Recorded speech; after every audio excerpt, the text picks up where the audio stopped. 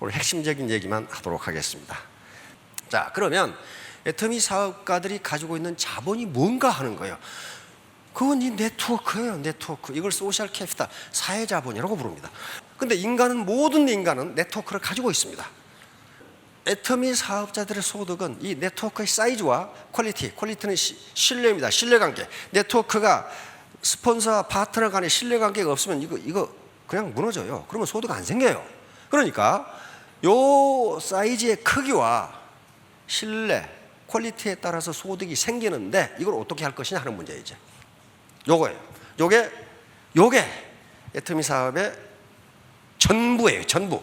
만약에 여기에서 자기 확신을 얻지 못하시면 파트너 생긴다고 생각하지 마세요. 이걸 확실하게 아셔야 자기 확신이 생겨. 뭐냐면 다른 다단계 시스템하고 다른 점이 요거예요. 요건 굉장히 중요하면서도 아주 사소한 것 같은데 이거 없이는 절대로 성공 못해요. 자, 맨 처음 뭐예요? 진입 퇴출 시스템이에요. 진입비가 없고 월간 유지비가 없어요. 그게 없어.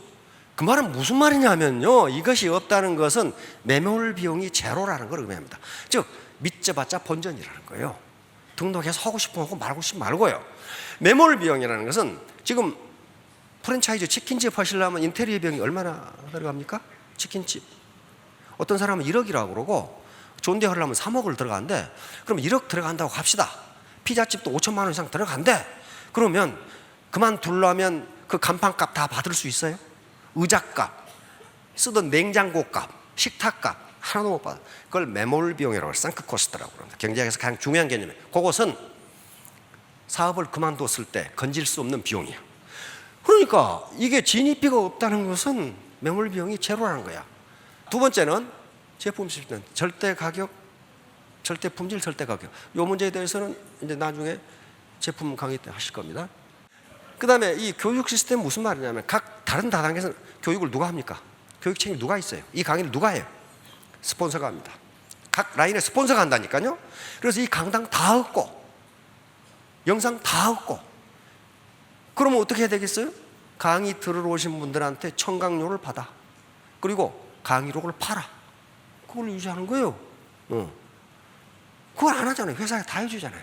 자, 그 다음에 여기 뭐예요? 보상 시스템. 마케팅 플랜에 대해서는 나중에 또 말씀드릴 겁니다. 정의로운 마케팅 시스템. 자, 그 다음에 여기 뭐예요? 재심 압력 시스템. 혼자 하는 게 아니에요. 재심 압력이 없으면 절대로 소득을 1,000만 원, 2,000만 원 벌 수가 없어요. 이것이 있을 때만 기하급수 소득 증가가 나타나요. 그래서 그렇게 강조하는 거예요. 이걸 그렇게 강조하는 거예요. 인간과 인간관계, 나와 형제 라인. 미국에 내 파트너가 하나도 없는데 로얄들이 가서 강의하잖아요. 그제 제가 캄보디아 갔다 왔는데 거기 가서 강의해요. 캄보디아에 아무도 없는데. 그게 뭐예요? 그렇게 하면 시너지 효과가 나오게 돼 있어요. 그 다음에 전 세계가 원 서버. 요게요, 쉬운 게 아니었어요. 그러니까 다른 다단계는요, 미국에 가서 하려면 미국에서 새로 사업자 등록을 해서 자기가 다시 시작해야 돼. 근데 우리는 한국에서 바로 연결돼. 미국에서 대만으로, 대만에서 일본으로 이렇게 연결되어 있어. 이거 우리 마음대로 하는 게 아닙니다.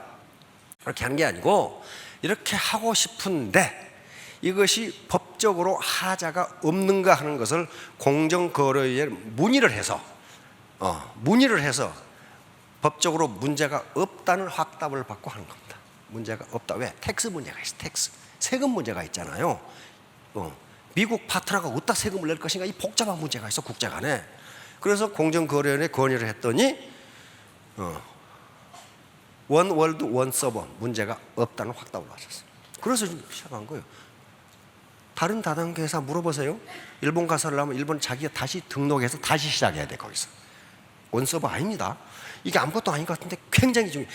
이것 때문에 월천댁, 이천댁이 가능하게 된 거예요 지금. 국내 라인은 형편없는데 대만 라인이 커가지고 확 올라가 버릴 수가 있고. 근데 아직 엄청난 시장이 남아있어. 어디? 중국, 인도, 인도네시아. 그럼 여러분들이 스폰서가 돼야 되는데 스폰서가 되려면 사업 설명을 할 수 있어야 돼요. 알아야 된다는 말이에요. 자기가 말을 못해서 설명을 못할 수도 있어. 그러나 그 내용은 알고 있어야 돼요. 그래서 오늘은 요 재심 합력 시스템에 대해서 이게 왜 중요한가, 선진국 기업들은 지금 어떻게 하고 있는가 하는 것부터 시작하려고 합니다. 자, 미국의 매사추세츠 공대를 MIT, 보스턴에 있습니다. 세계 최고급 공과대학이죠. 지금은 종합대학이 됐죠. 그런데 어떻게 이 매사추세츠 공대가 세계 최고 대학이 되었는가 하는 것을 설명드리려고 그래요. 여기서 재심 합력, 인간 간의 터치, 인간 간의 이 상호작용이 얼마나 중요한가 하는 것을 설명드리려고 하는 겁니다. 이게 빌딩 20이라는 MIT의 건물이에요. 빌딩 20. 그러니까 건물 이름도 없어. 빌딩 20이라고 해가지고 1943년 2차 대전 때 군사 기술을 개발하기 위해서 하루 만에 뚝딱 지은 게 이거예요. 가건물이에요. 가건물. 그래서 전쟁 끝나면 바로 뜯어버리기로 하고 이 건물을 지은 거예요. 이게 지금 세계 최고 건물이 돼버린 거예요. 물론 지금 뜯어버렸습니다. 1997년 뜯어버렸어요. 그런데 이 건물이 여기 지금 안 보이는데 이만큼 길어, 이만큼. 그러니까 100m 트랙하고 똑같아. 이렇게. 왜? 하루 만에 설계해가지고 지어버리니까 이렇게 지을 수밖에 없죠. 이게 아주 엉망진창이야. 무정부 상태, 혼란의 극치야, 이 건물이. 왜냐하면 방 번호를 아무렇게나 붙여가지고 자기 방을 못 찾아가. 내 방이 지금 어디에 있는지를 몰라. 그 다음에 다른 연구자 방을 가야 되겠는데 그놈의 방은 어디가 있는지, 2층에 있는지 3층에 있는지 몰라. 그러니까 다 돌아다녀야 그놈의 방을 찾을 수가 있어. 그런데 이게 폭발적인 창조성을 가져와 버립니다. 왜냐하면 여기에는 세계 최고의 연구자들이 모여 있어. 군사기술이니까 전파공학, 전기공학, 기계공학, 화학공학, 그것만 있는 게 아니고 언어학, 심리학, 생리학, 생물학, 이런 학자들이 여기서 바글바글해. 근데 전부 다 어디서 헤매느냐면 복도에서 헤매. 누구 방 어디냐고 전부 다 헤매. 그래가지고 복도에서 전부 만나는데 촘스키 같은 언어학자를 한번 만나려면 1년 전에 어포인트먼트를 약속을 해야 되는데 가다가 만나. 촘스키 선생님 아니십니까? 근데 나 촘스키인데 뭘 어째서. 다시 말하면 서로 이질적인 연구자들이 복도에서 만나서 대화를 하는 거예요. 근데 그놈도 헤매고 있고 이놈도 헤매고 있어. 그러니까 같이 헤매면서 계속 얘기를 해. 그거요, 그 문제가 안 풀리는데 지금 어떻게 하시면 되겠습니까? 그건 이렇게 해보게. 이렇게 된 거예요. 여기서 폭발적인 군사기술이 나오기 시작합니다. 뭐 때문에? 서로 이질적인 요소들이 합해가지고 뉴 아이디어가 튀어나오기 시작하는 거예요. 이게. 그래서 이 거지 같은 건물에서 노벨상 수상자가 9명이 나와요. 그런데 MIT에서는 이게 지금 곧 부술 건물이기 때문에 그 쓸데없는 짓 하는 팀, 이걸 전부 다 여기다 갖다 집어넣고 필요 없다고 생각되는 이거 다 집어넣었어. 그런데 그놈들이 폭발적인 기술을 개발하기 시작하는 거예요. 해커가 여기서 나왔어. 즉기 좋아서 해킹했는데, 그러니까 해킹 기술은 미국이 세계 최고예요. 여기서 나온 거예요. 그 다음에 게임 있죠? 여기서 만들어낸 거예요. 게임. 그 다음에 원자탄을 떨어뜨릴 수 있는 레이더, 전부 다 여기서 만드는 거예요. 이렇게 나와요. 그래가지고 이게 MIT가 세계적인 공대로 도약해버립니다. 그 뭐예요? 통제 없는 만남. 다시 말하면 인간과 인간 간의 타치. 이건 뭐하고 똑같습니까? 도시하고 똑같아요. 도시하고 똑같아. 인간이 만들어낸 가장 거대한 유기체가 도시라는 유기체입니다. 도시. 그래서 이 동물계, 생물계에는요, 그것을 지배하는 어떤 법칙이 있어요. 법칙이 있어. 그런데 제프리 웨스트라는 영국의 물리학자가 그러면 인간이 만들어낸 유기체인 도시에도 그 법칙이 적용되는가를 연구했어요. 지금은 도시 문제, 도시를 연구하는 학자, 도시를 설계하는 학자도 이 제프리 웨스트의 연구 결과를 그대로 인용합니다.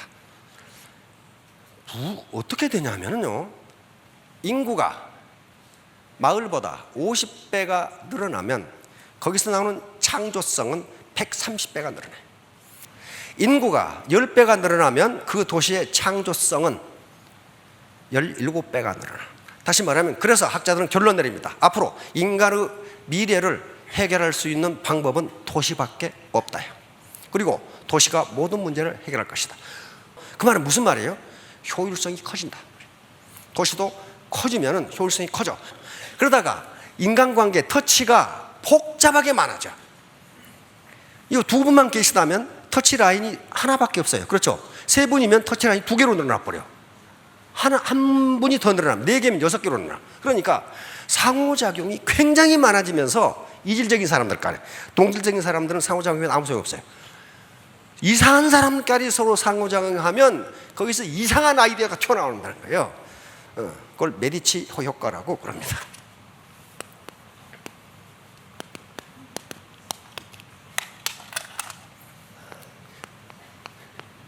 메디치 이펙트. 이것은 메디치는 르네상스, 이태리 르네상스의 피렌체 공화국을 지배했던 굉장히 부자입니다.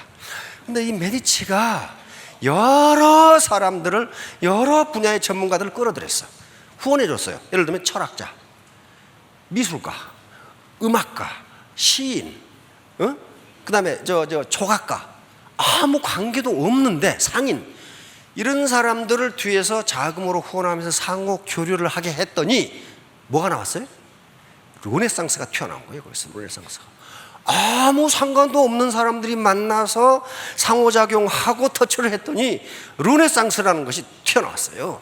이걸 메디치 효과라고 그럽니다. 다시 말하면 상호 이질적인 것들이 만나서 매우 혁신적인 아이디어가 나오는 상태를 메디치 효과라고 해요. 지금 세계 유수 기업들은 이 메디치 효과에 사활을 걸고 있습니다. 우리나라 기업들도 메디치 효과를 진즉부터 내려고 노력을 하고 있어요. 메디치 효과를 어떻게 하면 낼 수 있느냐, 그런 걸 하고 있어요. 예를 들면 2차 대전 때 독일의 암호를 푼 것은요, 군인들이 아니에요. 독일의 암호를 풀지 않으면 독일의 공군을 격파할 수가 없어. 독일 공군이 워낙 강하기 때문에. 그런데 누가 풀었느냐? 수학자, 고고학자, 언어학자, 과학자, 아무 관계도 없는 사람들이 모여서 독일의 암호를 풀어낸 겁니다. 그런 것이 바로 메디치 효과예요.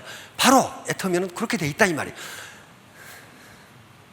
스폰서를 보니 초등학교 졸이요, 그 밑에를 보니 중학교 졸이요, 또 거기다 노래방 아줌마요, 그런 경험을 하고 있는 사람들이 모여 있다네. 거기서 메디치 효과가 나온다는 거예요 지금.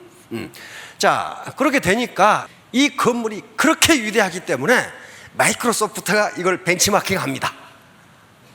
마이크로소프트 세계 최고 기업 아니에요. 마이크로소프트가 2007년에 빌딩 99라고 지어냅니다. 어떻게 지었냐면은 한 가운데다가 아무 때나 나와서 뭘 퍼마시고 수다를 떨 수 있도록 만들어놨어요. 아무 놈이나 나와서 수다를 떨어라. 왜? 이질적인 사람들이 만나서 이야기를 하다 보면 번쩍하고 아이디어가 떠오르는 거예요. 똑같은 놈이 이야기하면 아이디어가 안 나와. 왜? 이놈도 알고 저놈도 알거든. 그런데 전혀 엉뚱한 놈이 나와서 얘기를 하면은 그게 아이디어가 되는 거예요. 그래서 이렇게 중앙에 수다 떨 수 있는 공간을 만들고 이 주변에다가 사무실을 배치한 거예요. 아무 데나 나와서 수다 떨고 놀아라 하는 거예요. 그 다음에 모든 벽을, 거의 대부분의 벽을 칠판으로 사용해. 그래서 칠판에 가다가 무슨 아이디어가 떠오르면 그 칠판에다 적어놓고 가면 돼. 특히 화장실 갈 때 아무 데나 적어놓으라 이거야. 그러면 지나가다가 다른 놈이 보고 이것 봐라, 그렇게 하는 거예요. 제가 다니던 브라운 대학에도 그렇게 돼 있어. 교실 한가운데가 큰 칠판이 있어. 그럼 어떤 놈이 연구하다 안 풀리면 거기다 적어놔. 이런 문제가 있는데 아는 놈 적어놔. 그럼 어떤 놈이 아는 놈 적어놔 거기다가. 다 봐. 거기서 아이디어가 나오는 거예요. 지금 마이크로소프트가 이렇게 했다니까요. 그러니까 어떻게 하는 거야? 정보를 자기가 감추지 않고 안에서 전부 흐르게 하라. 지식을 너 사무실에 감춰두지 말고 여기서 수다 떨면서 다 교환해라. 그리고 너 혼자 아이디어 갖고 있지 말고 화장실 가다 생각나면 벽에다 써놓으라 이게. 그럼 다른 놈이 다 본다. 마이크로소프트가 지금 이렇게 하고 있어요. 지금 창조성이라는 게 엄청나게 나오고.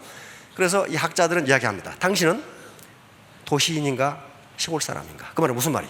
당신은 많은 사람과 터치하고 인적 교류 상호작용을 하는가? 안 그러면 골방에 처박혀가지고 나도 알아 그렇게 앉아있는가? 그래서 저는 묻습니다. 당신 센터는 도시인가 시골인가? 도시 같으면은 많은 사람이 오가면서 자기 의견을 교환하고 다투고 싸우고 그것이 맞아 틀려 그러면서 아이디어를 얻는다는 거예요. 시골 같으면 조용해. 왜 그렇죠? 왜 조용해요? 스폰서가 내 말 들어, 내 말 들어 그러고 앉아있으면 그 센터는 정체하든가 망하든가 둘 중에 하나예요. 이건 제가 하는 얘기 아니고 학자들이 하는 얘기입니다.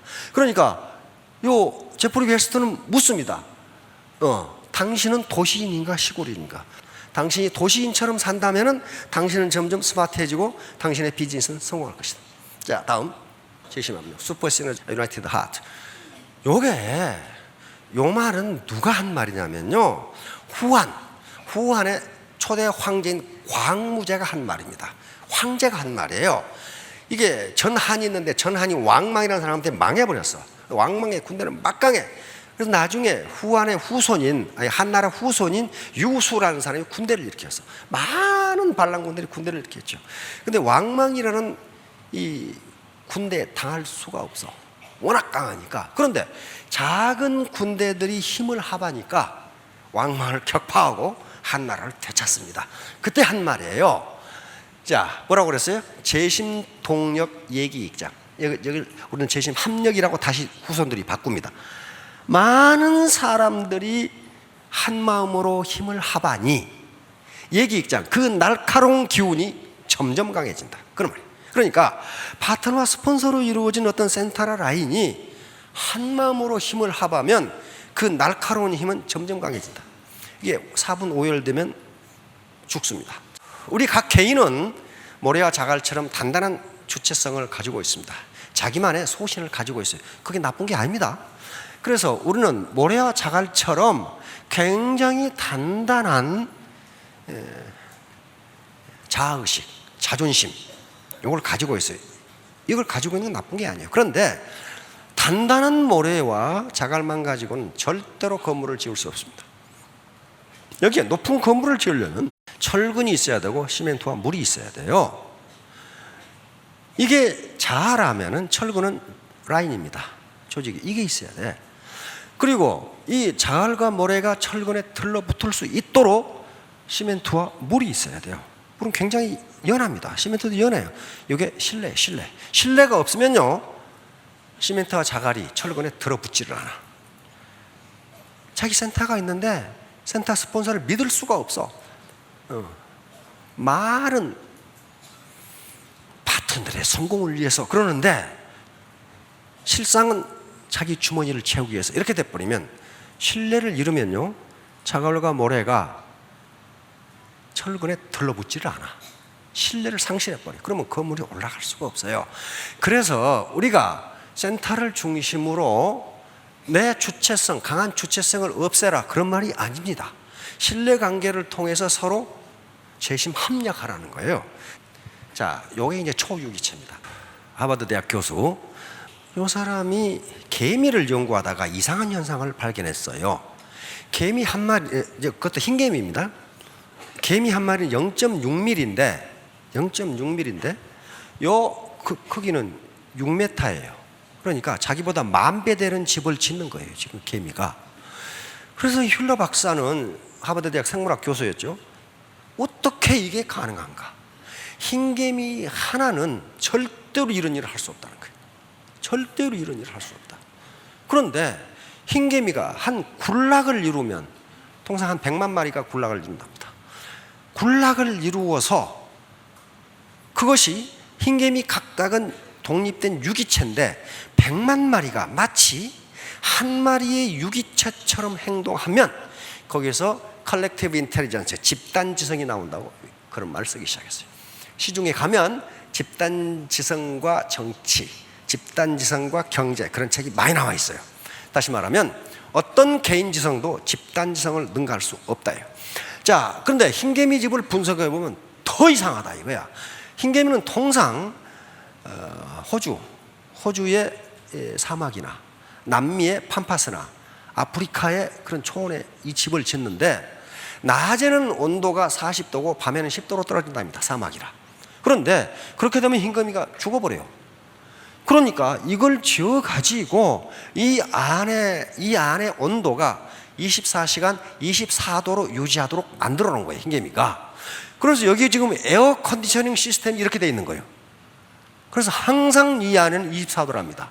그래가지고 이놈은 햇볕을 쬐면 죽어버리니까 여기다가 버섯 농장을 만들어 가지고 먹고 살아. 도저히 흰개미 한 마리는 이런 생각을 할 수 없다는 거예요. 그러니까 밤팽이가 많이 모이면 체갈량보다 낫다는 거야 지금. 윌리엄 모튼 휠러 박사의 결론입니다. 이걸 집단지성 컬렉티브 인텔리전스라고 불렀어요. 자, 항우와 유방.